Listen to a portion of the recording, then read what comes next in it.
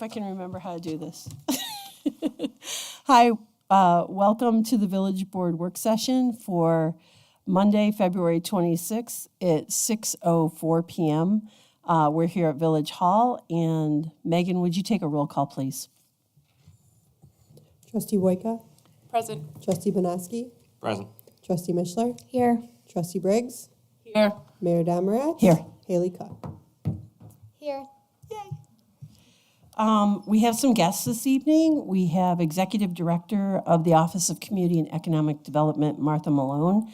We also have from the Fairport Public Arts Committee, Pat Rapp here this evening. And I know we also have Leslie White from the board, from the Office of Community and Economic Development. So thank you to our guests who came this evening for presentations. And I see we have a younger than usual guest as well. Hi, Rosalie. I'm Mayor Julie. All right, now that we've done that, on our agenda this evening, we're going to go ahead and get started with item number 1, which is the 2023 OSED annual report. And Martha, if you would like to come on up here, I think somebody has your slides. I don't. Oh, wish me luck. You'll be fine. Do I have to point it at something, or? No, you should just, you know, it should be good. Yeah, there you go. Okay. So thanks for coming There this you- evening. Sure. Great, thank you so much for having me. I enjoy coming out every year and just give you a little update on what we do at OSET. By way of review, we have 3 agencies within our office. We have the Fairport Industrial Development Agency, the Fairport Urban Renewal Agency, and the Local Development Corporation. There are 3 distinct agencies. They have each their own powers and purposes, but they're all united in the same effort to continue the growth of Fairport as a sought-after destination. First of all, I'd like to thank our board of directors.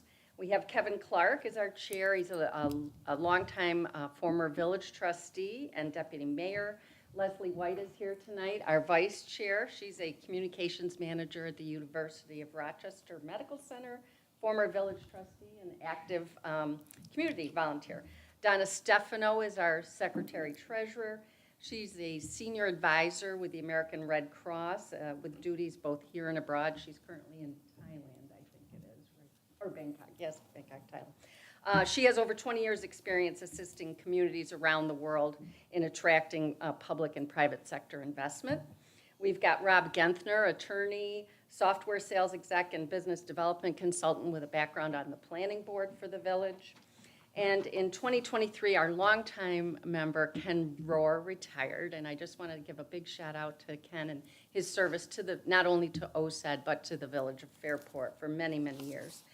So we had to conduct a very robust search to find someone to replace Ken. And fortunately, we have been joined by Jennifer Townsend. She's an attorney and a partner at Aristo Development. She also serves on the Town of Perrington Sustainability Board and is on the board of directors for Pathstone Foundation. So I'd also like to take a minute to thank our team. We've got Jennifer Sturgis, our housing director. Sheila Stock-Slater is our assistant housing director. Paul Lindsay is our inspector. And we have there, the Section 8 admin is Linda Kavanaugh-Schwanger. And then our new admin is Jenna Bordenero. It's really a great team, very professional team, but we do have a lot of fun and get things done. So I also want to thank our counsel, Ed Russell from Hodgson Russ. So as you may recall, we worked closely with the village when you developed your comprehensive plan. And as part of that, we gathered a lot of data that was incorporated into certain sections of the plan. And then we took that data and we created our own plan, an economic development strategic plan. So the output of that is that the Fairport Office of Community and Economic Development will be an innovative and collaborative organization that supports the continued growth of the village of Fairport into the most sought-after destination in the region for residents, visitors, and businesses, where the opportunity for complete community living is made possible through attainable housing, abundant amenities, and vibrant streets lined with businesses, all strengthened by OSED's investments in historical assets and commitment to the future. From that vision, we developed 4 focus areas: our development policies, housing, employment, and community. So we're going to go through each of those focus areas. Now, I'll keep it brief. I could go on forever on these things. But we'll start off with our development policies. So the strategic vision underscores the need that for continued growth in the village, we need properties that are not underutilized, not vacant, properties that are contributing to an expanded tax base. And around that area, we updated our uniform tax exemption policy. That was a big undertaking in '23. And what it does now, it was very formulaic before, you had one option, basically. So now we've gone through that, and we've tried to align the policy with the vision. And we do that by offering enhanced incentives for those projects that bring us affordable housing, or our historic renovations, or reuse, mixed properties, those types of things. So now we evaluate the project applications on the contribution to the strategic vision outlined by the Village Comprehensive Plan as well as our plan. And that's, in particular, we look at what does the project bring as regards to housing, employment, and community development. We're looking for adaptive reuse of existing properties, mixed use, historic preservation, housing, and we're looking for those professional, scientific, and technical jobs to come with the project. Now we have this updated uniform tax exemption policy. We have to tell people about it. We have to communicate to those that are looking to make those investments here in the village. So we undertook a very robust website and rebranding project so that now we had a functional website before, but this one just brings us into the 20th century. So I am pleased to report that at the New York State Economic Development Council, our website and rebranding was awarded an Excellence in Marketing Award last year, so that was nice. So let's say, now we're going to move on to the second priority, which would be housing. Again, the uniform tax exemption policy, I'm going to reference that frequently through here because that is the one that offers very specific incentives targeted to our focus areas. So we reflect those priorities in the UTEP. And we have programs that provide support for new housing, existing housing, and our Section 8 program.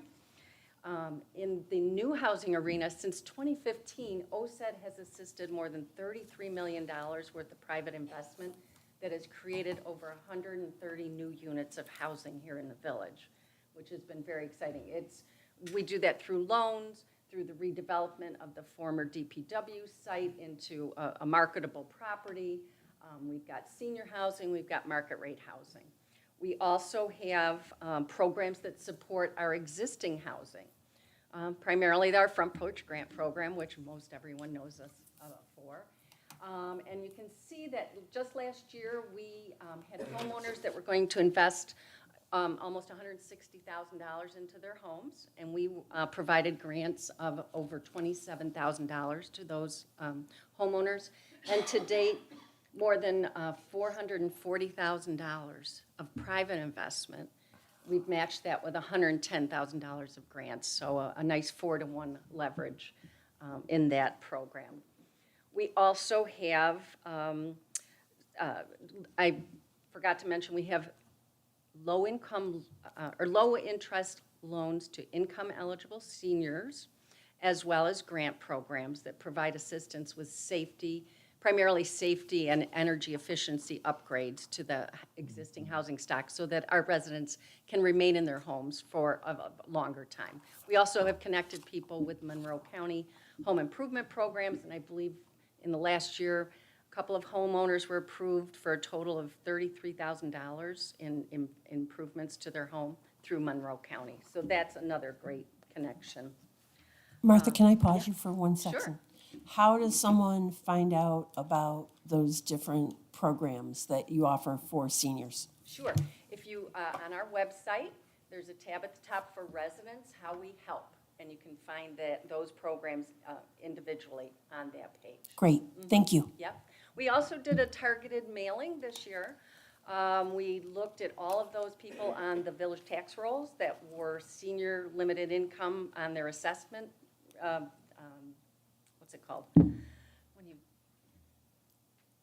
you reduce their tax bills. Sure, Based on, right? sure. So, and we found those individual homeowners, and then we directly mailed them information about our programs as well as the Monroe County programs. That's great, thank you. Yep, yep.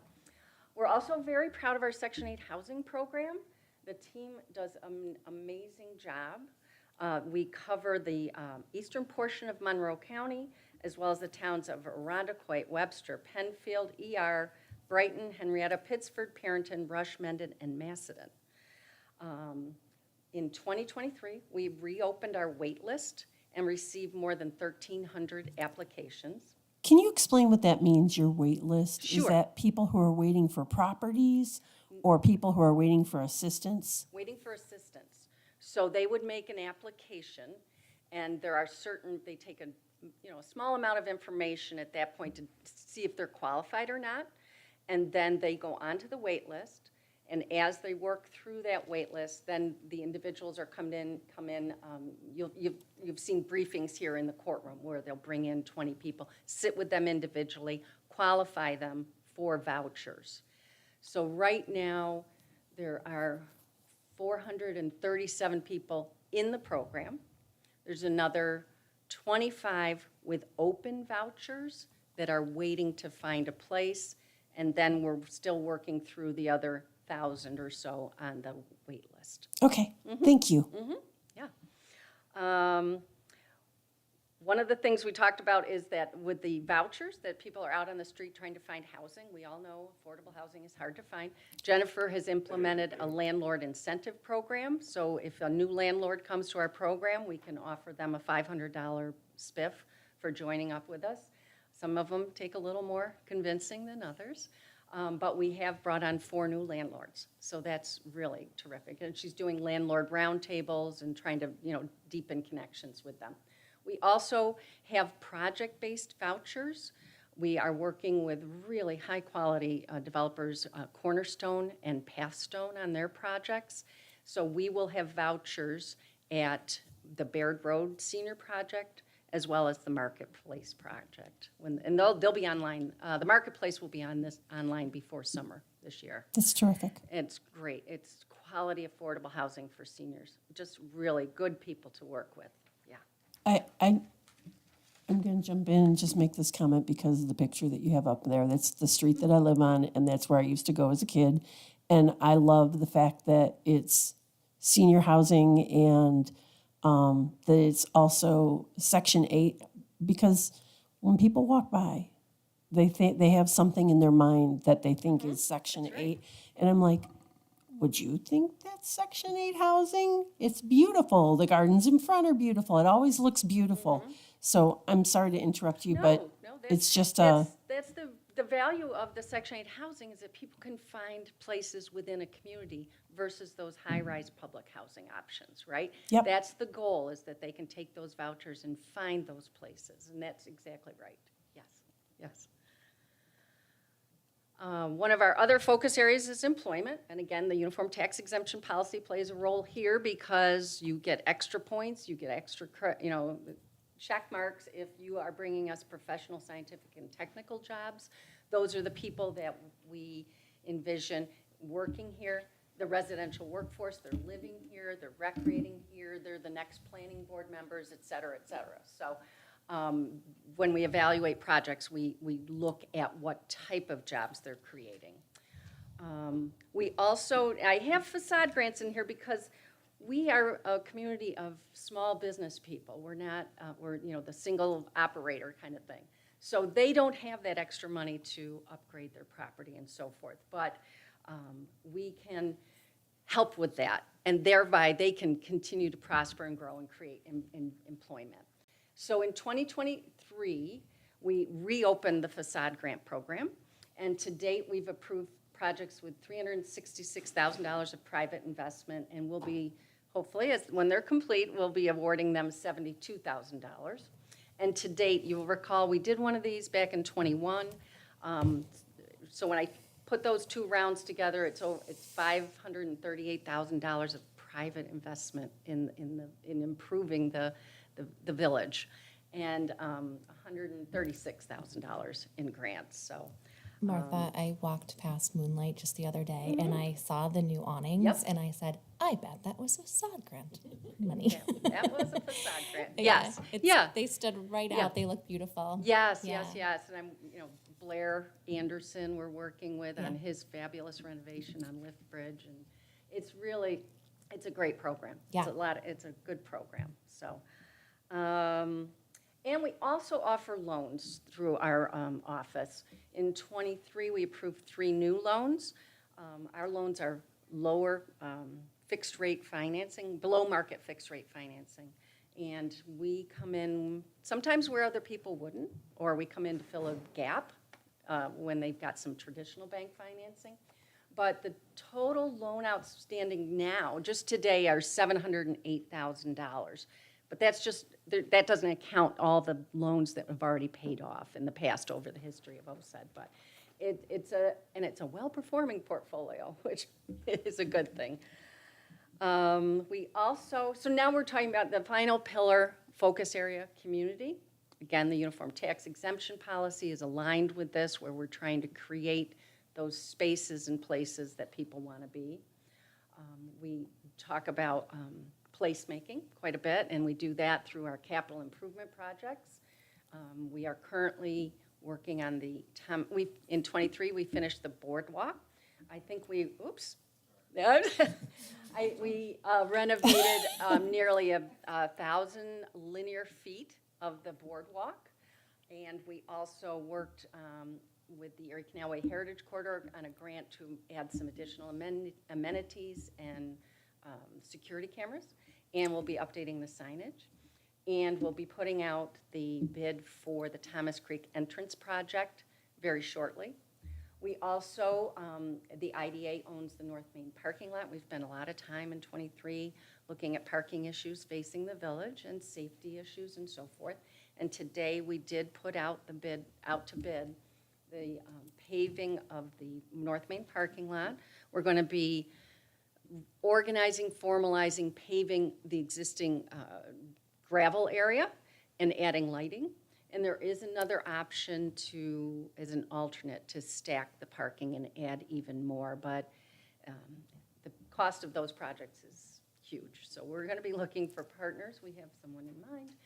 And but right now, as it is, we're probably going to see an increase of 40 on that base bid. But again, it's going to be safer too, because it's going to be formalized, organized, and well lit. So let's see. And we also offer community support. We're so excited to be a partner with others on things like the Fairport Music Fest or the Oktoberfest. We sponsored the inaugural year of the Fiber Trail, which is fantastic. The plein air, I'm just delighted to be associated with that project. We've done 2 rounds with the plein air, and this year, and I'm looking at Pat Rapp and the Public Arts Committee and all the work they do on it, we more than doubled the number of participating artists. The event was probably triple the number of people that actually attended the exhibition at the end and so forth. And it's just drawing a new audience to the village and to the canal. So it's really a pleasure to work with everyone on those things. I will say also that we are the first sponsor of the new Kaylee on the Canal for our St. Patrick's celebration. And that's going to be, the partnership is spearheading that, and it'll be Saturday, March 16th, 3 to 9 p.m. in the Box Factory parking lot. It is a focus on culture and music and food. And there's other things that go along with that on St. Patrick's, but the focus is it's on a family-friendly event. And we'll have children's activities. We've got some really great traditional Irish bands. And the Jameson School of Irish Dance will be coming along. Bill Poray is going to give a little talk on the history of the Irish in Fairport. So I encourage everybody to come out and join us that afternoon. So that's just a brief overview. I'm happy to answer any questions. Also, I love going out for coffee, so please get me out of the office. I would like that very much, so. Does anyone have any questions? No? Okay, Thank you so much for coming this evening. sure, thank you.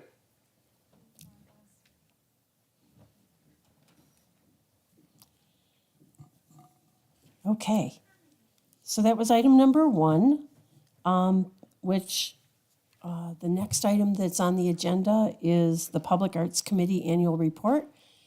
Pat, are you taking care of that?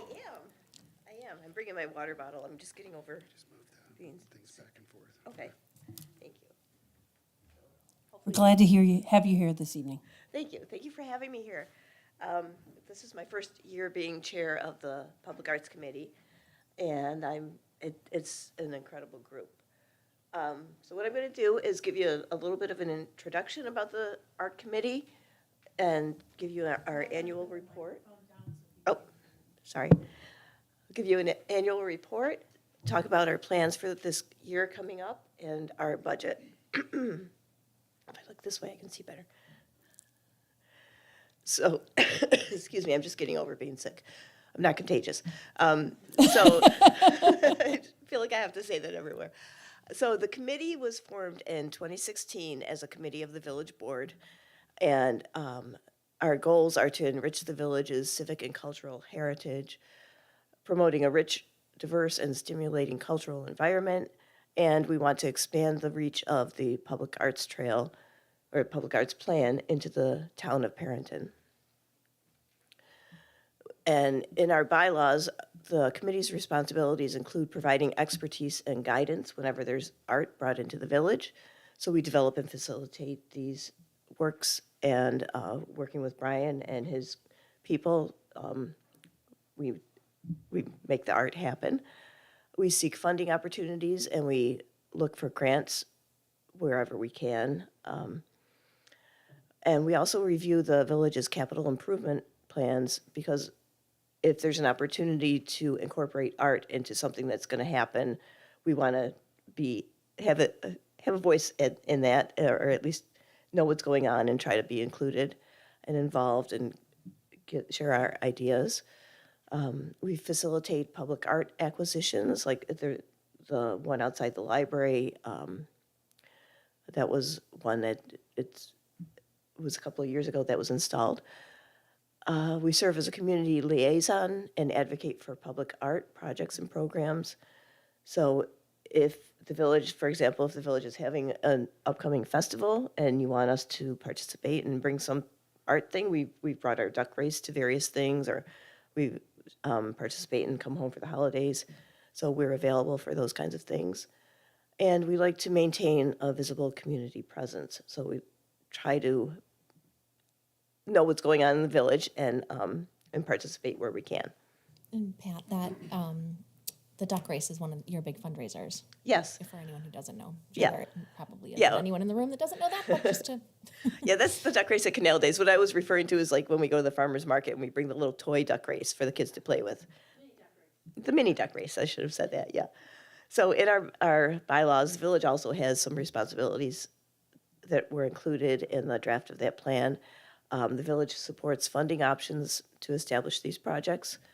The village appropriates money when feasible into public art projects, and the village encourages public art and activities. We've had a great working relationship with Brian and the DPW, and we're very pleased with everything that you do to help us facilitate art. So thank you very much, everyone, for that. I'm going to just pause you for 1 second. Okay. So the slide says monetary appropriations, but I would have to say that there's a lot of in-kind contributions that come from the village. Yes. That while there may not be a line item that says Public Arts Committee X number of dollars, that through the in-kind work, whether it's FMC or the DPW or project management through various individuals in the village staff. I Yes. just want to make sure that we acknowledge the work that village staff does in in-kind contributions to the Public Arts Committee. That's a good point, because that is one of the reasons why we can make these things happen, because we have such a good working relationship with everyone here in the village, and that is very much appreciated. And yes, I know when we had the Heart across the street, I know FMC and DPW spent a lot of time working on that, and Brian had a lot of phone calls and a lot of things going on to make that happen. And that was something that just kind of popped up out of nowhere. So it was a lot of work, and it was greatly appreciated. Thank you. So I'm going to introduce our members. I'm the new chair. I'm a resident of the town of Perrington. Our vice chair is Bryce Doty. He's an art and design professional. Sue Steele was our chair for many, many years. She and I just swapped roles this year. She's an art and design professional. And Vanessa Sheldon is an artist who is our newest member of the committee. Kathleen Rulo represents the Merchants Association. Tracy is our village trustee liaison, who does a wonderful job communicating what's going on in this room with what we do in the other room at our meeting, and transferring the information back and forth has been great. Nancy Regas from the partnership is on our committee, and she helps keep us up to date on everything that the partnership is doing. And then we have a couple of volunteers who are diehard volunteers. They are there for everything. They're always the first ones to say, yes, I'll do that. And they come up with great ideas and they follow through. And those people are Joel Kumanali and Marty Golia. So we have our planning session in February. And last year we came up with a way to organize our structure a little bit so that we could be a little bit more productive. And so this year we met just a couple of weeks ago and we kind of reviewed our structure. And committee members are gravitating towards each of these categories where their skill sets lie and where their interests lie. And so it's made our committee more functional than, for the first few years, you're kind of getting things going and figuring things out. And now we're feeling very focused.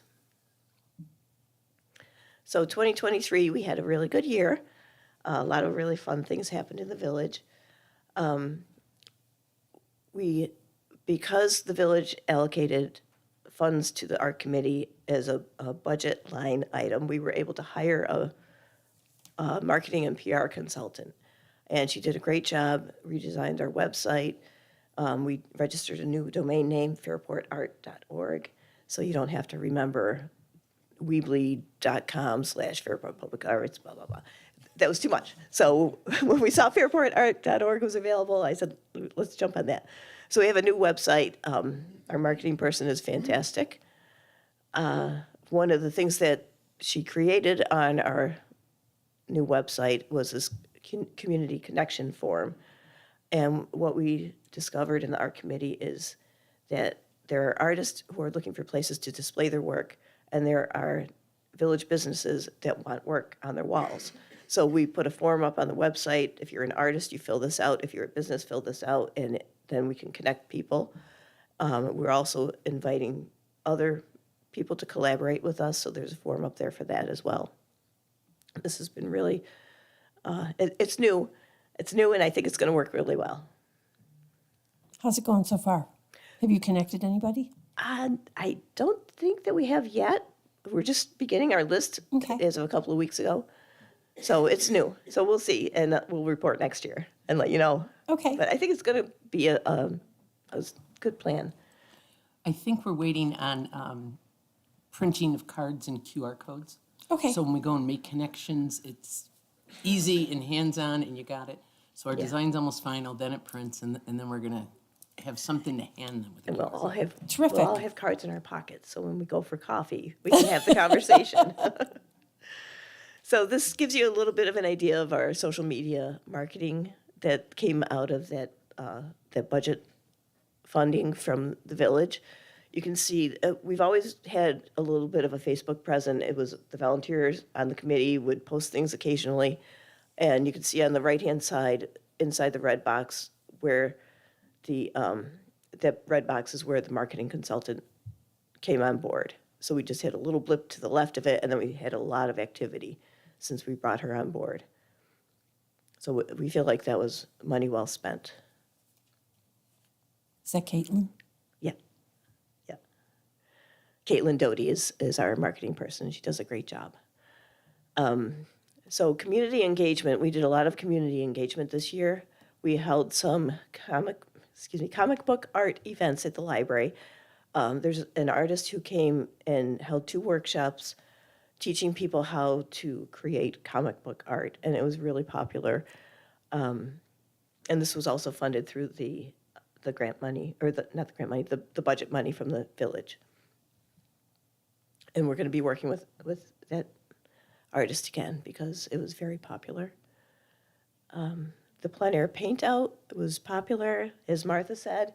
We had our second one this year. We held it at Faircraft Brauhaus, and he was an amazing person to work with.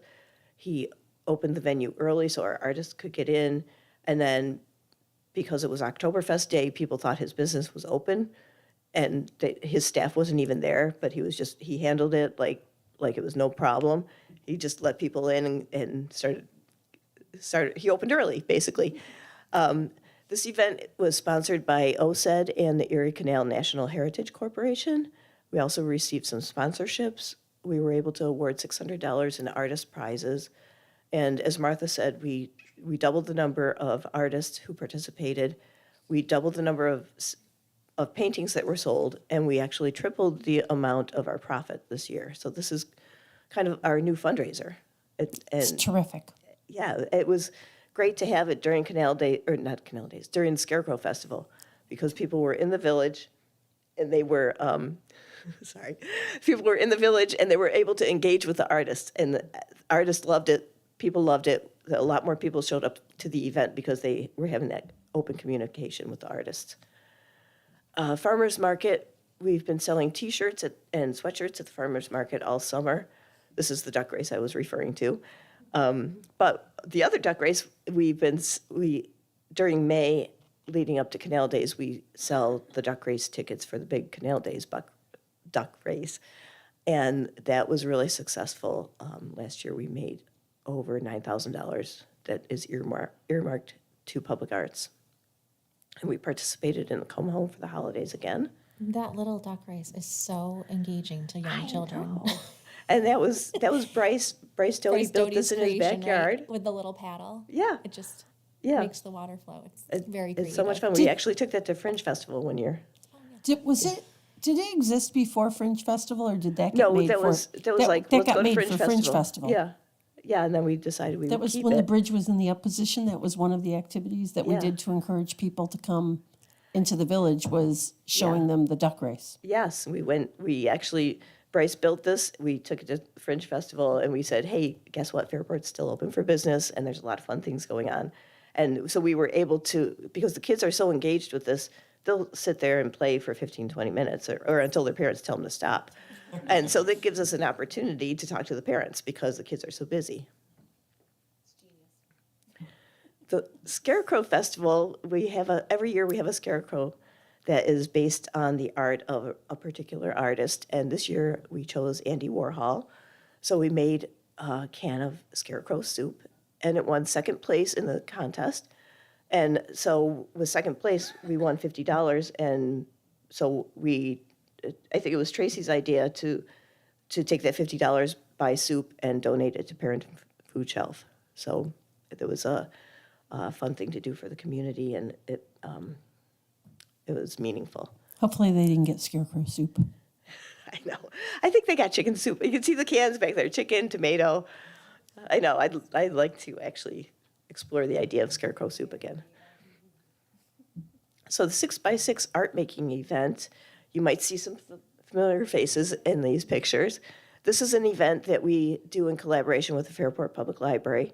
The art is created by people in the community, and then I collect it all up, take it to Rochester Contemporary Art Center, and then they catalog it, they hang it on their wall, and in June, during the Jazz Festival, you could actually walk through their gallery and you could buy the pieces of art, and this is their big fundraiser. They make like $500,000 a year by selling these little squares for $20 each.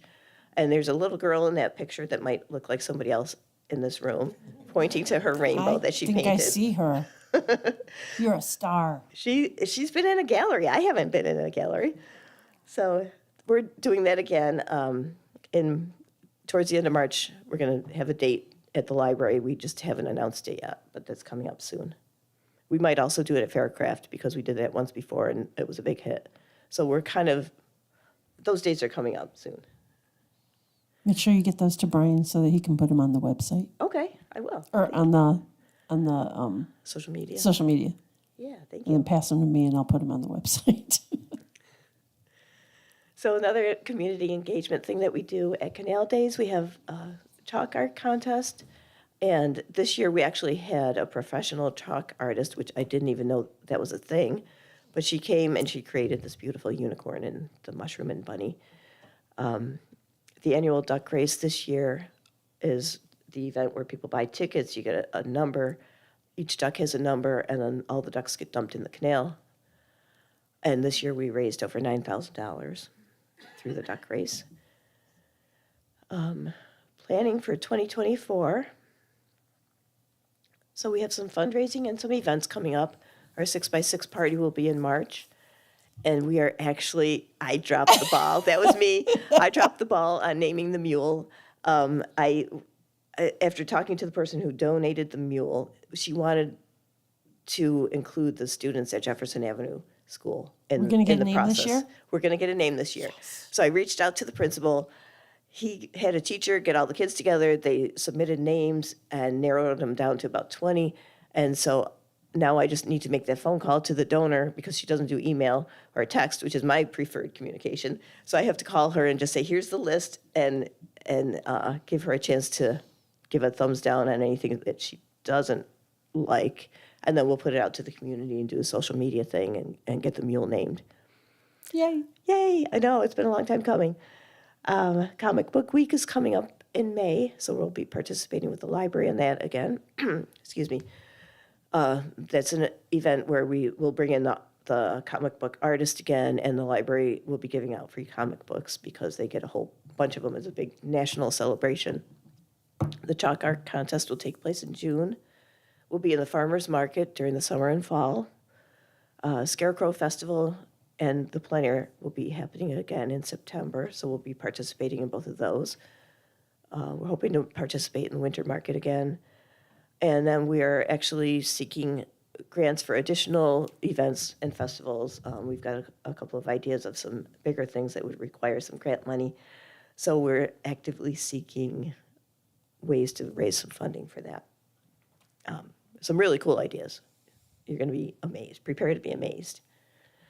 So our public art installations for 2024, there's the location in the Bicentennial Park where we are going to find a replacement sculpture for the piece that is not there. And we're hoping to get that done by June.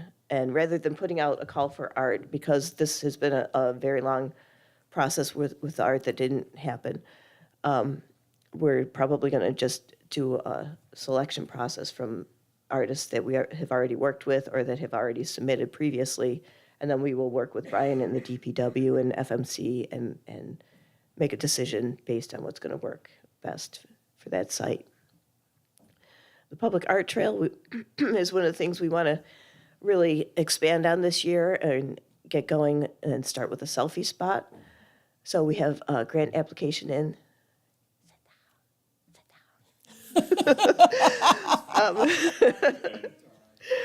She's our little artist, I guess, with her stripy pants. Brian gave us an opportunity to do some random acts of art, to put some temporary art installations in the village, and we've received a few applications for that, and we're in the process of looking at those. He offered, to give some funding towards that, and the applications are coming in way lower than expected.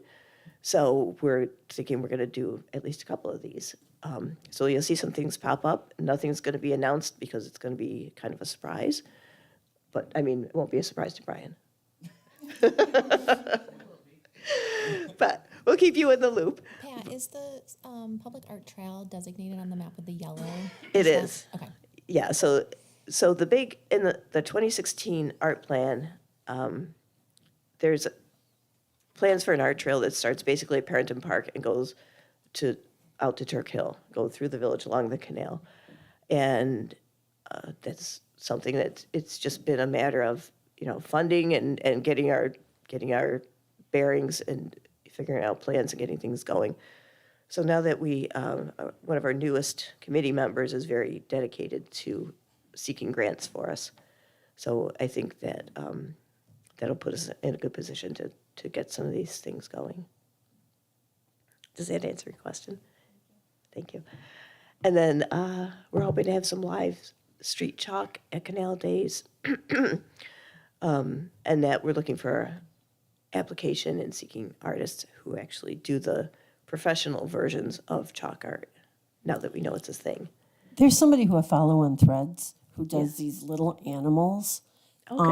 I'm going to take a screen capture and I'll text it to Yeah, you. send it to me. It's very cool. I would love to see it. We're always open to ideas. So for everybody in this room, please send us whatever you have.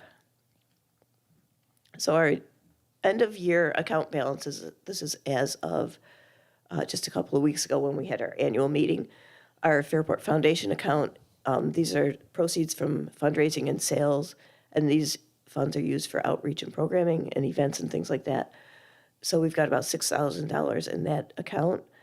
The Merchants Association account is the proceeds from the duck race, and that is allocated to art installations like the big sculptures, and we've got about $40,000 in that account. And then the Village of Fairport allocated us $5,000 last year, and we've been kind of using that as operational costs. So this is how we paid some artist stipends, our PR and marketing, and things like that.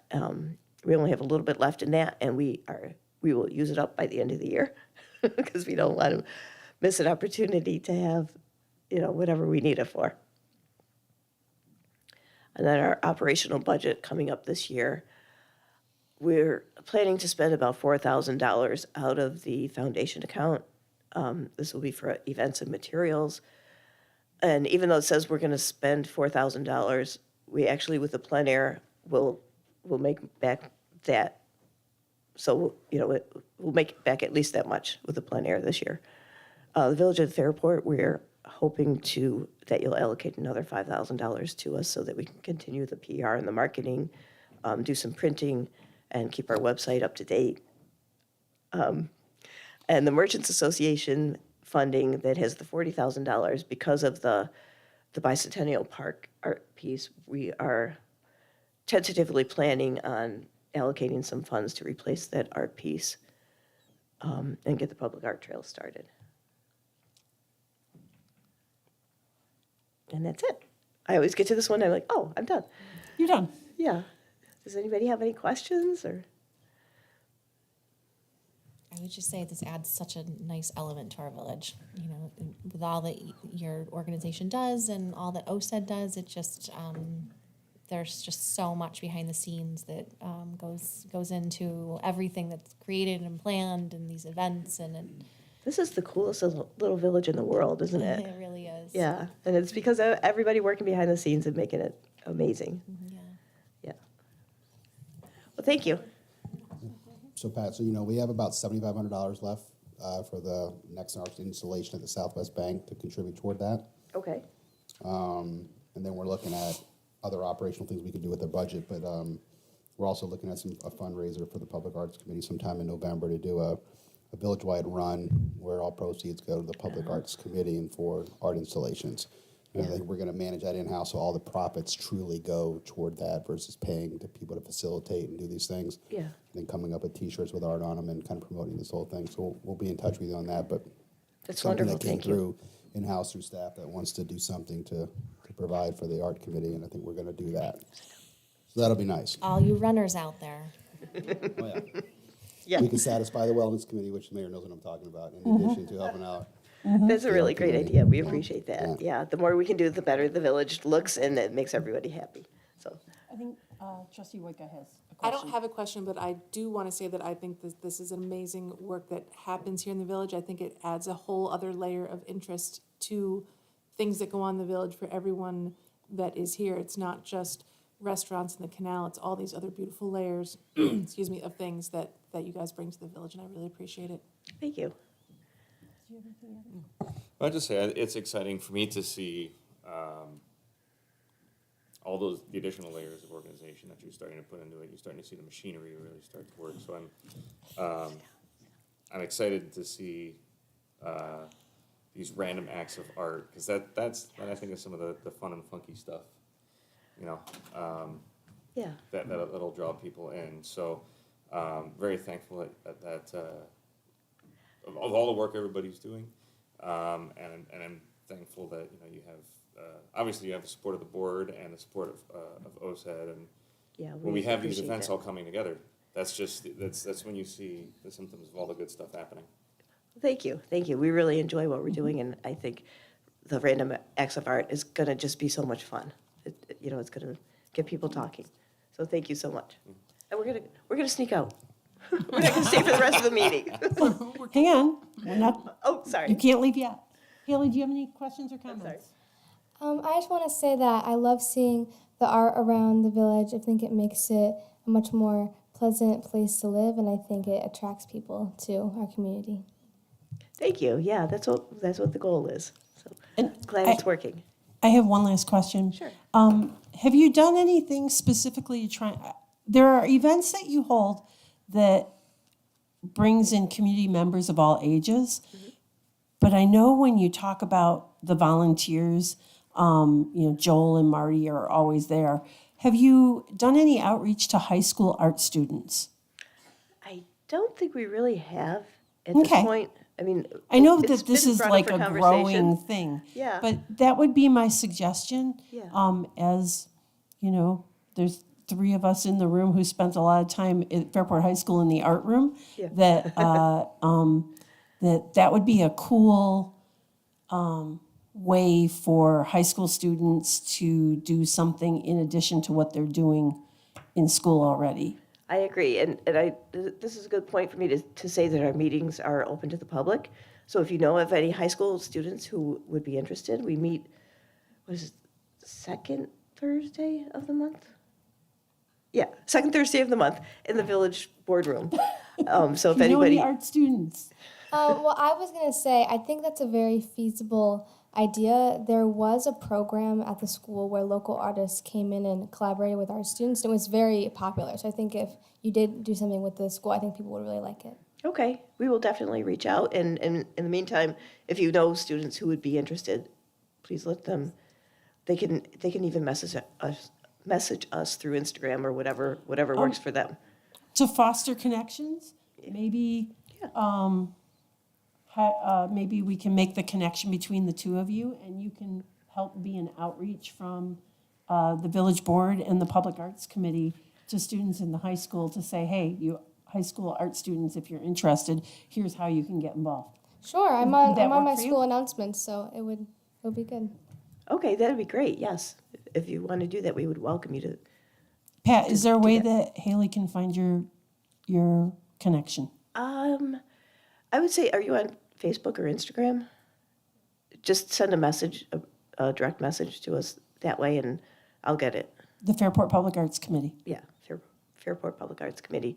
Terrific. I'll get the message, and I'll get back to you or somebody else will. Thank you. Thank you so much for being here. Thank you. Rosalie, thank you so much for being here. We're gonna go home and get ready for bed. Thank you. Thanks so much. Have a great night. You too. Okay. That would take us to item number 3, which is the discussion about the Fairport Board land acknowledgement. And I'm going to let Trustee Mishler lead the discussion on it. Where are we? Thank you, Mayor. There's been a few steps made, advances made in making connections with the Seneca President's Office. So Amber Bay, who is our native resident, who I've connected with, she has reached out to the Seneca office and is asking sort of for an approval or some sort of recognition from the Seneca on the work that we're doing towards the land acknowledgement. So we haven't gotten anything specifically from the president yet. But there's been some really good conversation with the assistant to the president. And I have also now been directly connected with this woman. Her name is Jackie. So we're sort of just waiting to hear back. But in the meantime, Amber is very positive about the work that we're doing. She feels that she's very appreciative, as well as I think all Native people are super appreciative to the work, this type of work being done.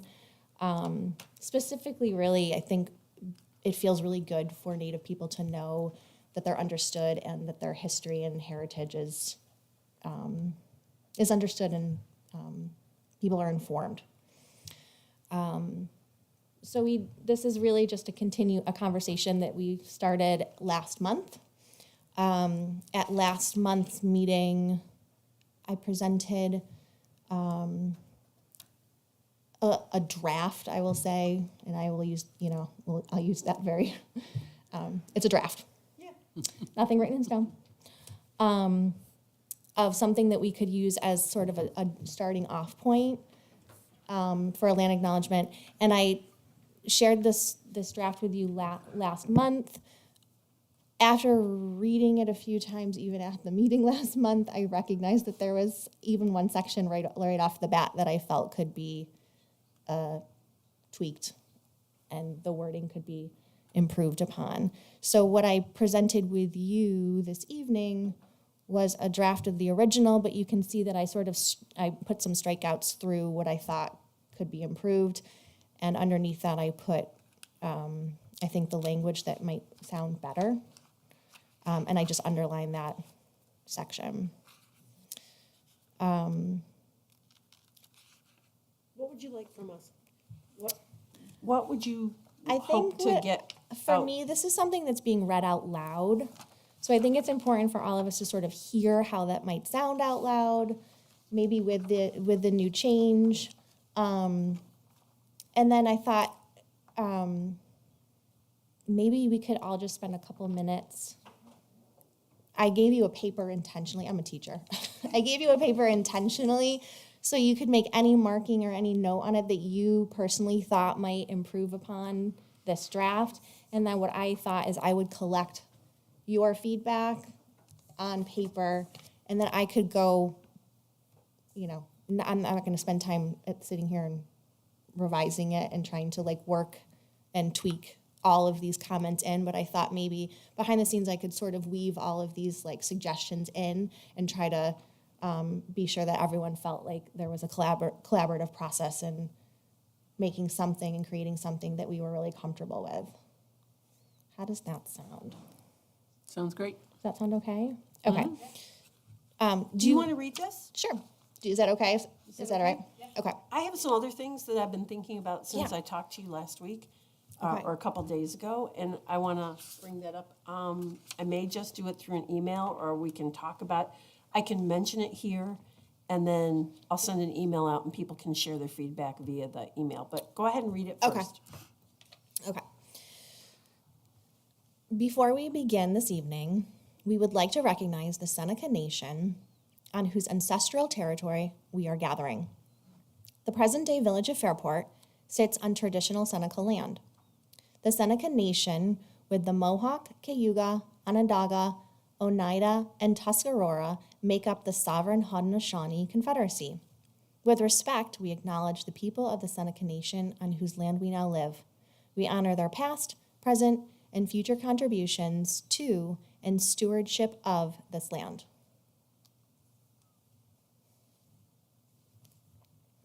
That was the best that I could do by myself. You did great. You did great. You did great. And I like that you struck that sentence. Okay. Um, I'll be honest, because this is something that's read out loud, sort of like a poem, the intent of it is to be heard with oral spoken language. I felt like adding this sort of transition, like before we begin, for me, it felt like it needed something like that just to help flow with whatever event you might be using this app to start the event. To be honest with you, I have not seen that in any other sample. It was something that sort of felt good to me, but that's my own sort of feeling or touch that I added to this. I think most of these land acknowledgements, most of the land acknowledgements would say like, we are here to recognize the Seneca Nation on who's in, it would start off sort of like, but I just felt like the beginning of it, I think it's appropriate. it felt good to me. We're always going to say it at the beginning of whether Yeah. it's a meeting or a work session. I think it's very appropriate. Okay. How you doing down there?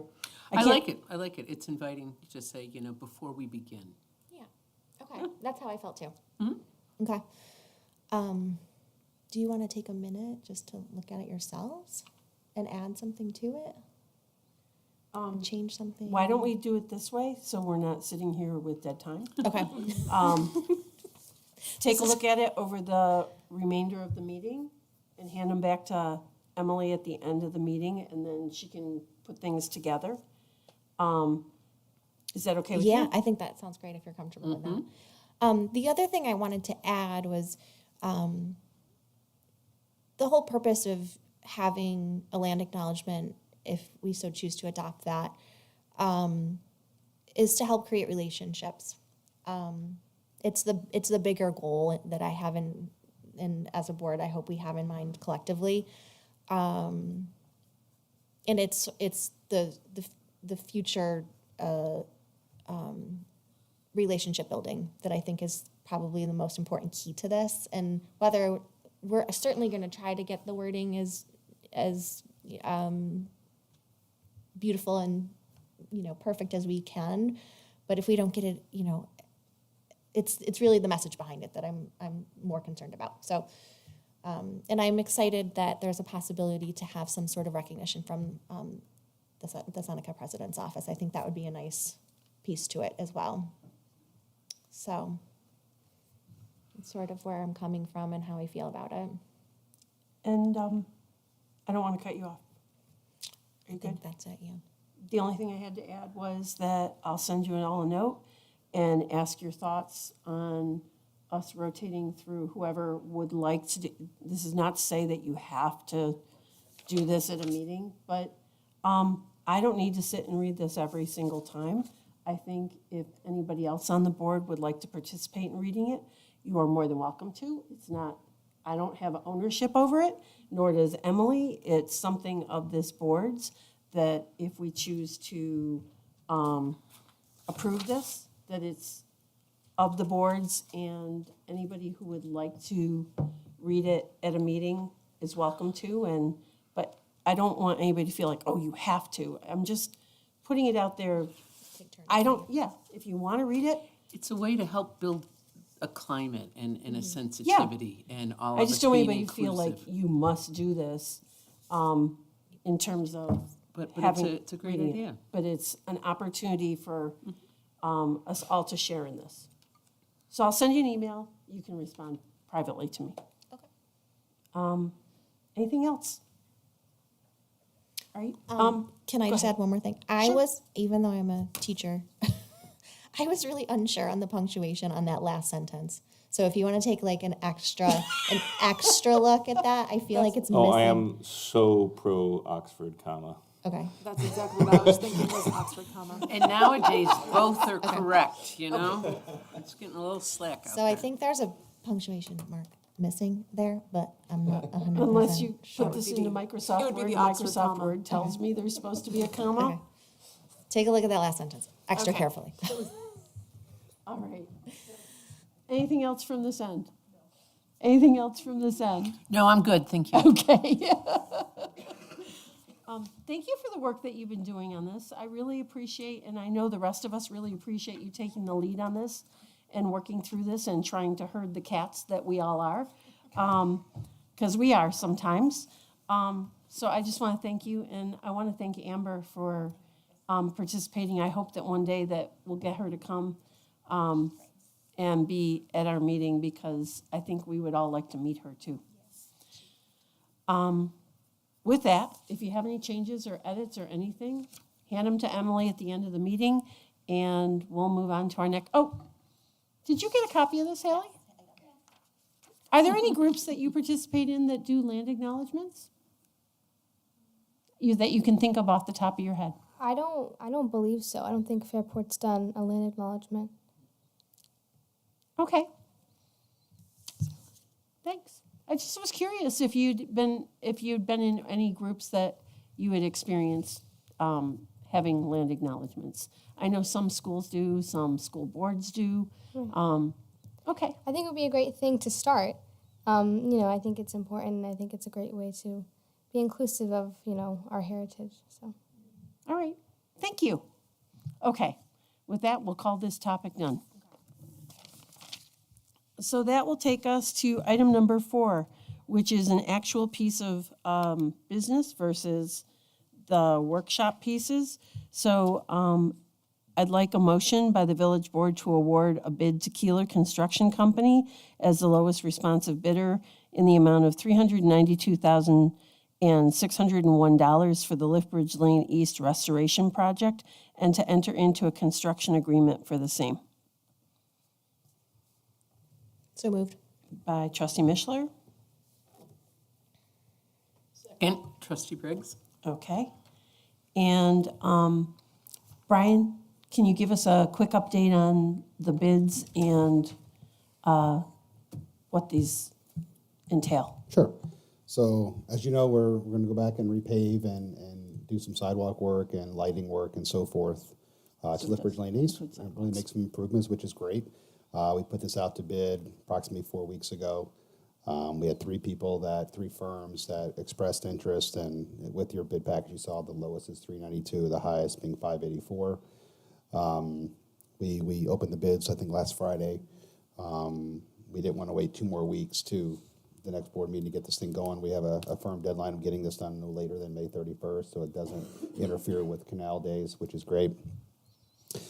We reviewed the bids. We believe they met the intent of the bid. The lowest responsiveness met procurement status as the Village of Fairport has it adopted in our policy.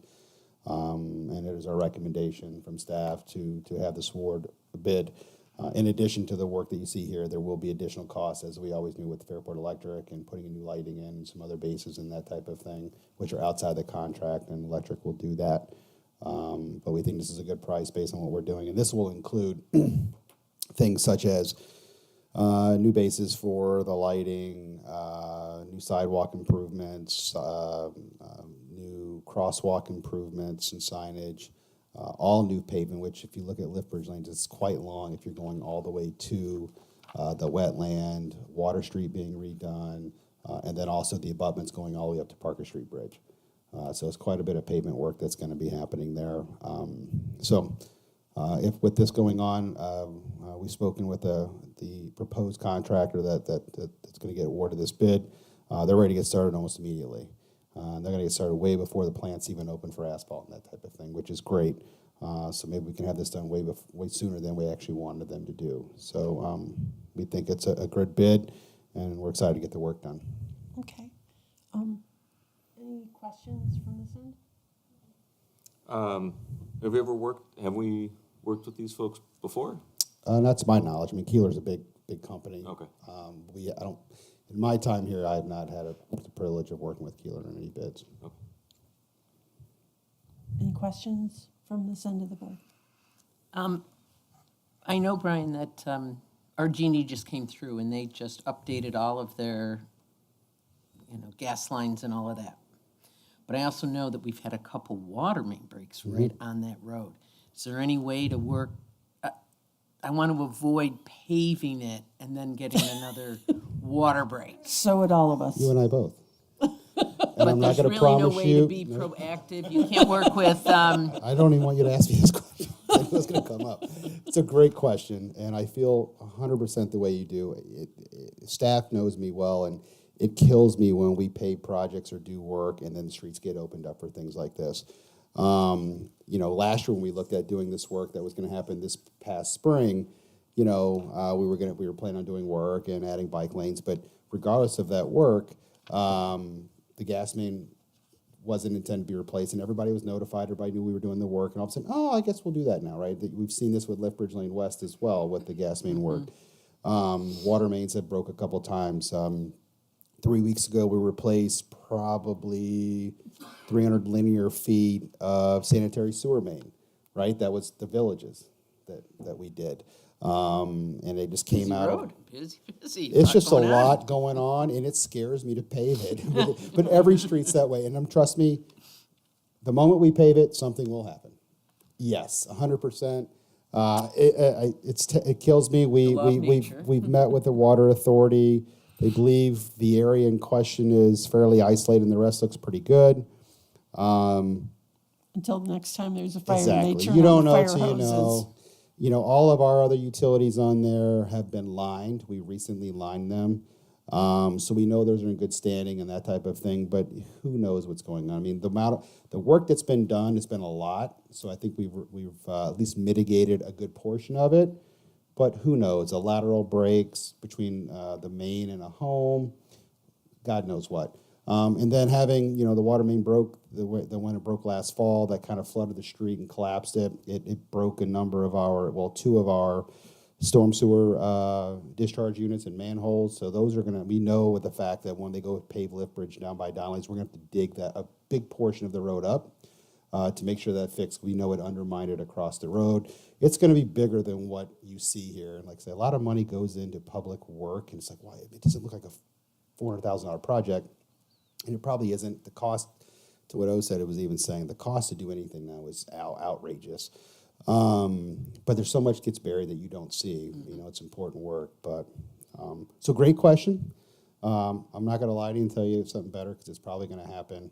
But we've done a lot of work in preparation of this. There's nothing more that we could do as a village entity to mitigate or forecast what's going to happen. But this is what it does. Thank you. I Yes. appreciate I that. know it's a We long-winded will ender, all but cross our it's just- fingers. you're going to see it. You know, West Church Street, since we paved it 4 or 5 years ago, has been opened up probably 10 times already. It is a good And so question. how early did you say they could actually get started on the work? They want to get started very soon. So if this gets approved tonight, we'll be contacting tomorrow, talk about pre-bid meetings, staging, when the work's going to happen, getting them going. But the sooner the better. Always the intent was to get this done early, so before the busy season of our spring and summertime get in here. I want as little as impact as possible in the business community, and that's the intent, right? The work has to be done, and it's a good thing. But if we can do it in a way that's kind of meets everybody's needs, it's great. So they understand that. They want to get in and out, so we're going to move on it pretty quickly. It's not a big project. It's not a hard project. This stuff is pretty simple in nature. Mild winter, they Mild want winter. some stuff on the books. I I mean, mean, we're going to be having 60-degree weather for the next week, so it's time. Let's do it. okay. Let's do it. Huh? I know. And skiing is not over. It is. Okay. All right. Back to the topic at hand. Any further questions or concerns? Then I will take a vote. All in favor of approving this? Aye. Anyone opposed? Anyone who wishes to abstain? This will pass unanimously. Megan, let me know when I need to sign it. That will take us to item number 5, which is a zoning code progress update. And I'm going to let Brian take care of that. There's a note in your package from Village Planner Jill Weidrich, but I'll let Brian fill in any of the gaps. Thank you, Mayor. So there's not much here, and we're really not going to get into a lot tonight. We said we would provide something every month, and this just happened to come about, and I was asking her to put something together just because we had a work session coming up. Today in your email, you'll notice I sent you a couple more documents which are much more detailed and brief than this. We just didn't have it at the time, and I wanted something for you. They're going over very informal things right now, like the consultants, like understanding our code, getting the documentation, understanding what's out there, what are the best practices, starting to formulate just very, very high-level things. Jill and/or Someone from Fisher will be at our board meetings to discuss what's here now, the stuff I sent you guys this evening. All of that will be on our website by tomorrow morning by 8:30, right? So Are they having their own website? we have something on our website. We built a whole page around the zoning code update. So every video, every minute, every document, every picture, every sneeze will be listed on there, all of it. And it's up and live going now. So we'll have all of that. But we wanted to make sure you saw it first. So, but yeah, they're moving forward very quickly. Jill's on it every single day with the consultants. But she is planning on being here in 2 weeks to give the board an overview, just where we're at, what we're up to, explain some of the things in the documents that you saw. Now I know Adam went through and reviewed it already and has some questions, which is great. So we just want to let you know that things are moving forward, they're doing well, and look forward to a nice 45-minute snooze fest for the next board meeting where we'll go over it again. Jill loves this stuff. Oh, she does. She's very excited. Well, I'm glad someone is. Yeah. Pictures. Brian, Go ahead. The community opportunity for community members to engage, that date will be set and Well, it's not a ASAP. date, it will be a Met plethora with of several- meetings and stuff okay. like that.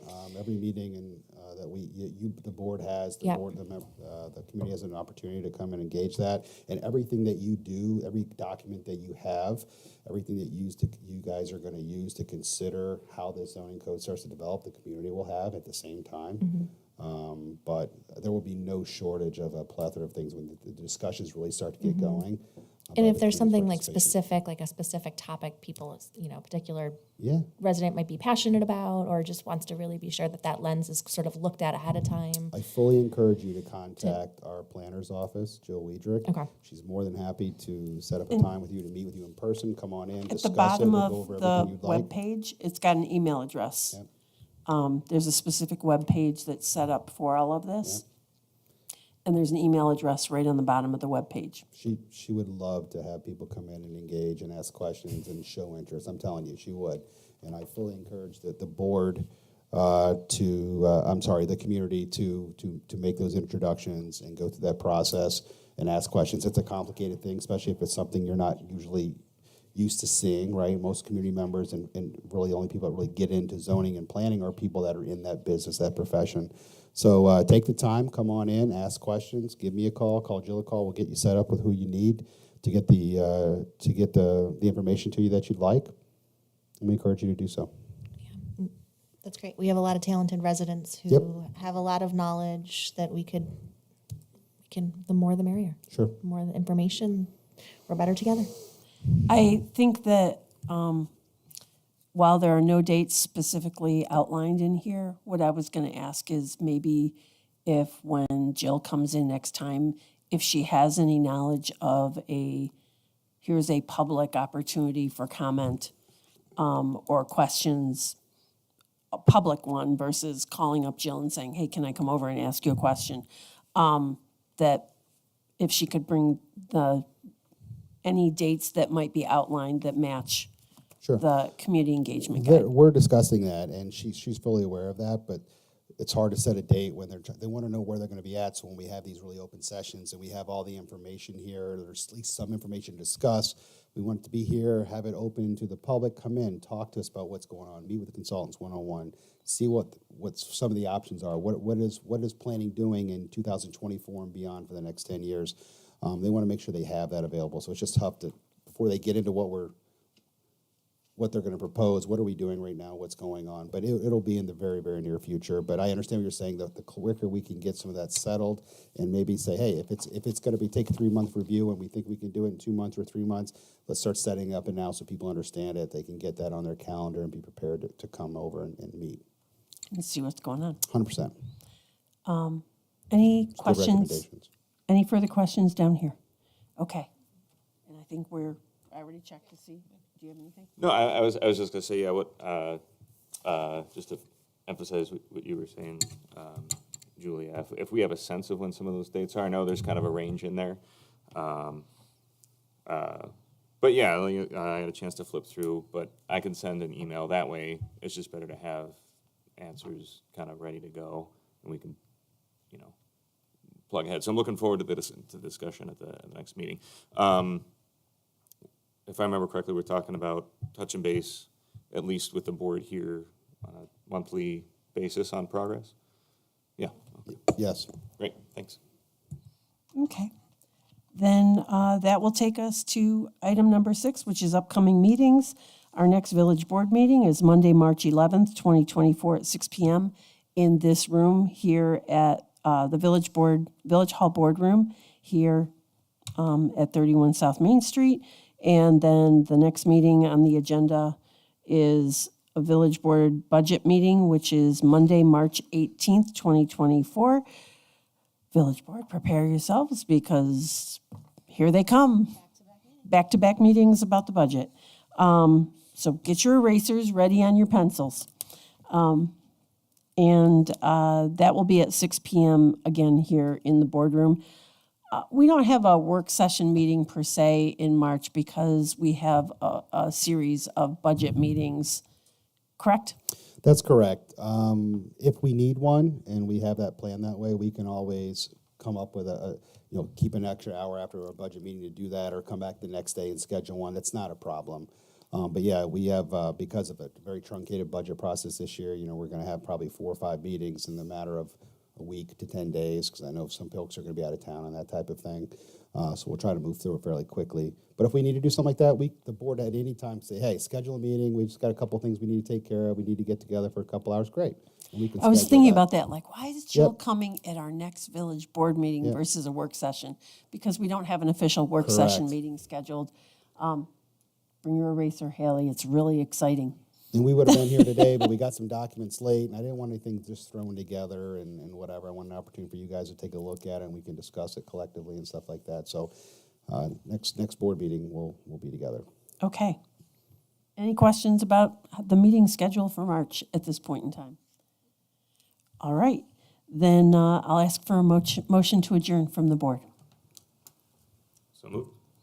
by Trustee Benoski. Second, trustee Waika. All in favor? Aye. Anybody opposed?